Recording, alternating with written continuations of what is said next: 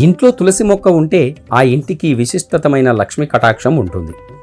తులసి మొక్కని పెరటి గుమ్మం ఎదురుగా ఉంటే ఒకప్పుడు ఇంట్లో గదులన్నీ నేరుగా ఉండే రోజుల్లో వాకిట్లో నుంచి చూస్తే ఆ పెరట్లోని తులసి మొక్క కనబడేది. అలా ఇల్లు ఉన్నవాళ్ళు చక్కగా ఆ తులసి మొక్కను ఏర్పాటు చేసుకోవచ్చు.